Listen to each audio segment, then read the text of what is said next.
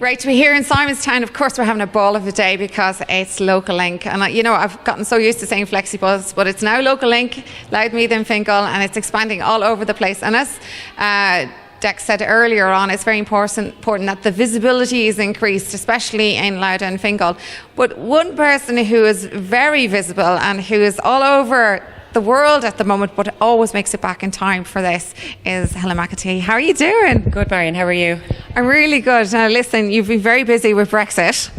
Yes, it's been a busy year. As I said, I came in here today, and even a few weeks ago I was looking at my schedule and looking ahead and saw this in the diary today, and I just said there's no way it can be a year since we were in Simonstown, since we had this event, but it's flown by, but as you say, I wouldn't miss it. Always here. It's such an important event, no matter what's going on, whether it's Brexit or the rest of the world. It's, local is always important. As you say, it's very important to you as well.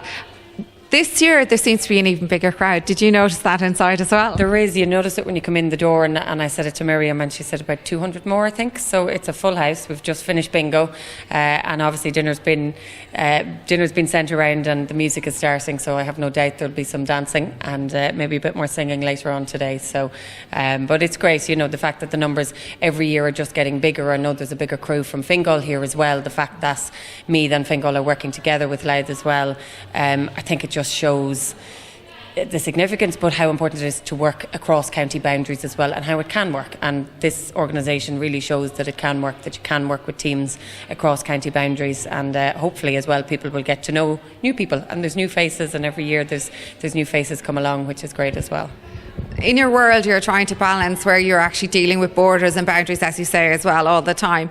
How important is locally in this kind of a setting for you to come back and reconnect with people as well? Because you never are too far away from home and also the community here at large. No, I live in Slane, County Meath, so it's not too far from where I grew up. And, I'm up and down to Dublin a bit, and I have a bit of travel, obviously, Minister for European Affairs.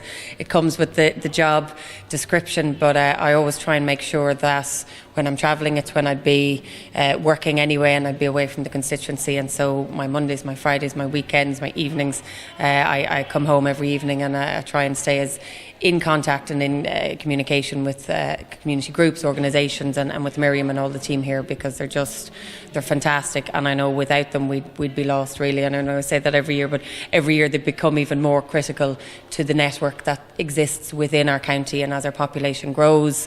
And I think of my previous role as Minister for Older People, you look at the figures and the demographic, and we're an ageing population, and it's not just Ireland, it's beyond Ireland, but with that obviously brings its challenges. And so again, as these kind of groups and community organisations and all the volunteers, there are volunteers in there from school that Flexibus now works with in secondary schools, and the students are here helping out today because they've gotten to know the teams. So it just creates this spider's web that's really brilliant. So it's lovely to see it.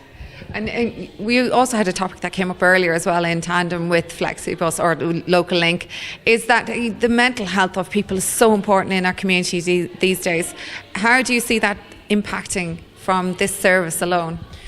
Well, for some people this service is literally their only link to getting out of the house, getting to do a bit of shopping, getting to the doctor, getting to, whether it's the various different groups that meet in the different counties. They all have their own different names, age friendly or whatever it is. So literally they are, you say Local Link, they are the only link that people have. And if you're living on your own, if you're in your house and you don't see somebody from one day to the next, that has to have an impact on just your own well-being and your health, and when your mental health is not good, it impacts on your physical health and the implications for that as well. So just being able to get out and about and see people and talk to people, for that many people, it's that's the main thing for them. Yeah. So we're talking about your role now as well and your own personal life a little bit here. Did you ever envisage that you actually be, in Europe doing what you're doing these days and also connecting locally too? Did you ever see this as part of your journey?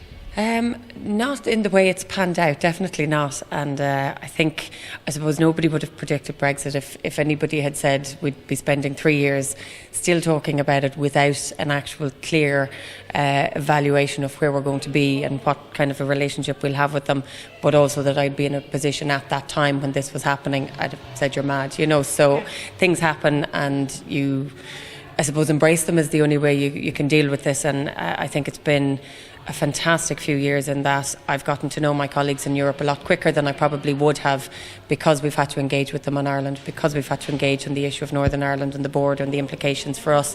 So I've gotten to know people very quickly and build quite a strong network throughout Europe as well. So even just from a personal point of view, it's been a wonderful experience. But then always coming home, always bringing it back home, because, you know, we have fabulous MEPs who work at a European level, and so much of what they do, right down to things like Local Link and organisations, community voluntary organisations, the work they do at European level has an impact here at home.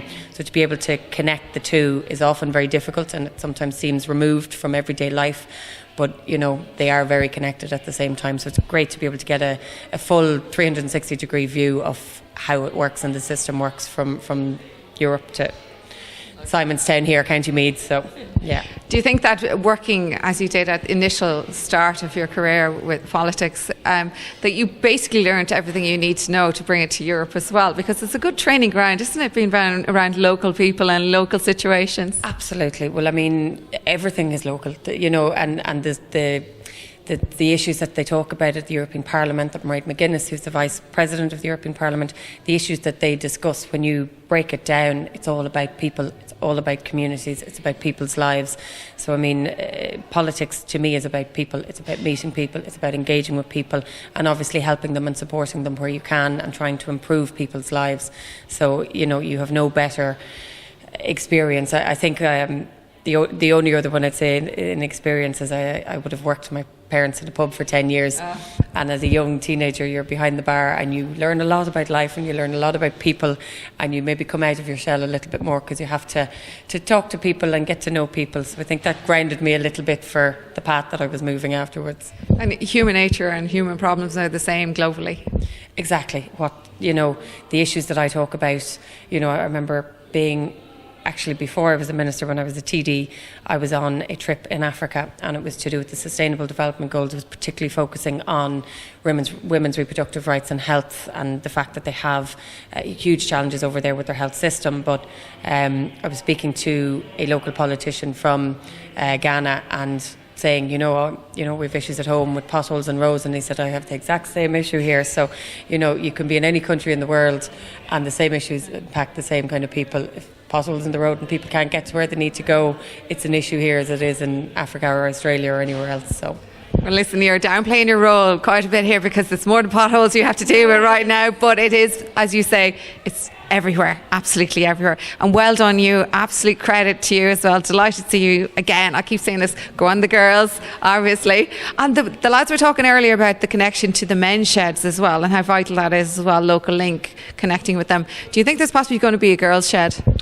So this has been suggested now. I think the phrase and the term was called hen shed, suggested to me. Now, I don't know what the ladies would feel about that, but, you know, no, exactly. And I know where that came from as well, clucking hens. But I think the men's shed are fantastic, and Ireland as a country has more developing than any other country in the world.